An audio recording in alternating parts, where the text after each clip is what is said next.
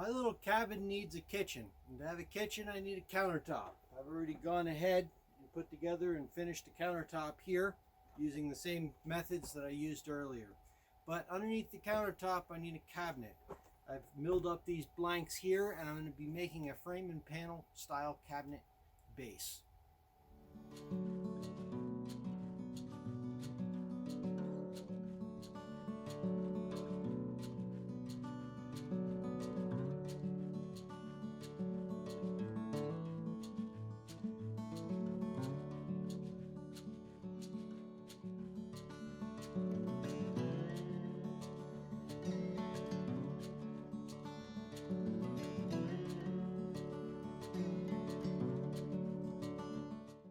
I try to make all of my parts as interchangeable as possible. The bottom rail is the same as the top rail, but you'll see that as you get closer to the top, this mortise gets weaker and weaker. So instead of trying to make that mortise all the way to the top and dealing with this very fragile 3/8 of an inch of end grain, I cut that mortise shorter and I'll modify the tenon to match. Be sure to take the time to lay out and mark all of your mortises on your pieces and any other cuts before you make them. It's really easy to end up with 4 front legs, for example, and no back legs, or 3 left legs, and you get the idea. Take the time, mark out your mortises, spend some time thinking about how the piece will fit together before you make your cuts. To cut the mortises on the side of the piece, I need to be very careful. Normally I drill out using a spade bit like this, but it's very easy to penetrate right through the wood and mar the surface on the other side.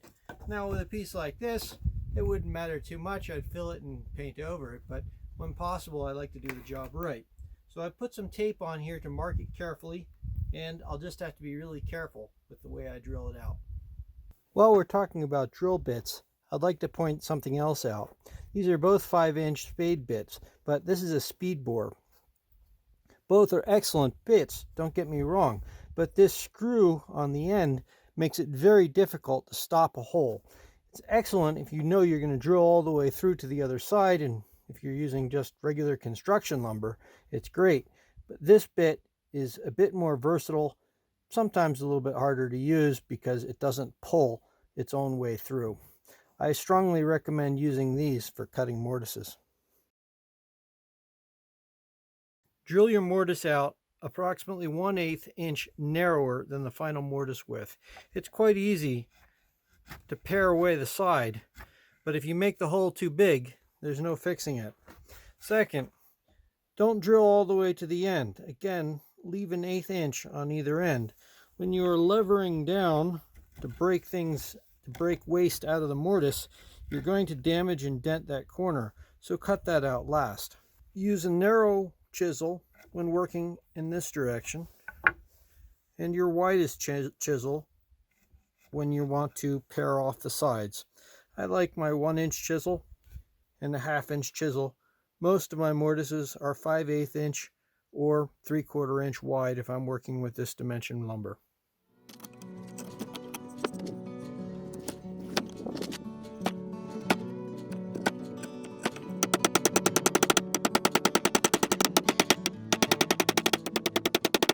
Chisels have 2 sides. They've got the flat side and the bevel side.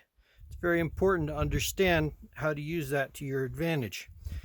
Most of the time, you're going to use the chisel like this. This allows you to dig down and use the bevel to lever up if you need to take out some waste wood. If you try to do it this way, it just won't work. When cutting the waste off the sides, you'll find that having the flat side against the wall works best. However, it doesn't exclusively work this way. You just have to practice, and eventually you get the hang of it. The most important thing is don't go working with your hand in the direction of the action. This thing will go right through your hand and out the other side. Back when I was doing another project, I showed you how to sharpen a plane blade. Sharpening a chisel is really not much different. Again, there's 2 sides. We have the bevel side and we have the flat side. We need a good stone. This is a fairly medium grit on one side and a fairly fine grit on the other. I need to put some oil down before I start. In a pinch, you can use water. I've used vegetable oil, doesn't really matter. I usually like to true the back of the blade just a little bit before I get started. I'm holding the blade completely flat to the stone.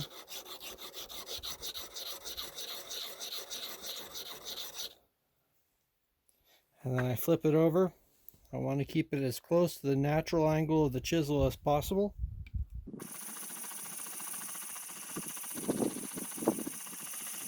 It's important that I maintain a consistent angle throughout the sharpening process. I don't want to be rocking up and down. Now that takes some practice. There's also some jigs and other tools you can use to help you do that, especially if you're new at this.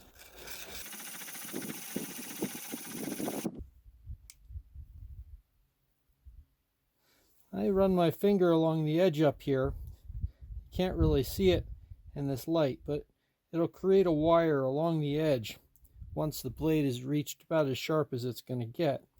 And then I need to take that wire off. I'm going to go get my macro lens and see if I can show you a picture of that. Now I'm just going to flip it over, do a little touch up on the fine side.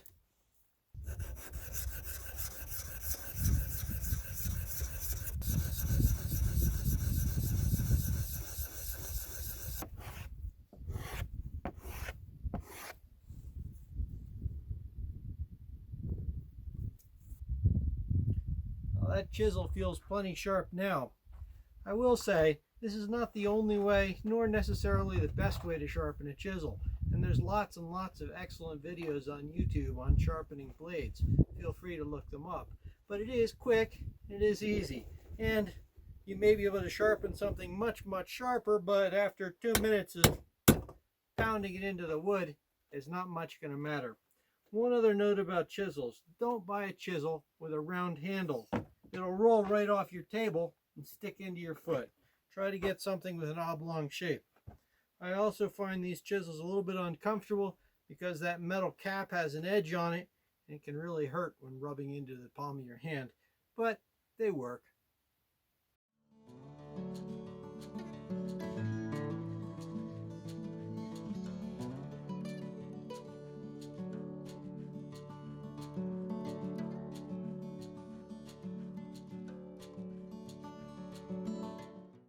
The mortise and tenon joints for the frame are all made up and everything fits together. Next, I need to put in some dados around the sides and the back so that I can put panels in to enclose it. I also need to make a shelf in the middle and doors for the front.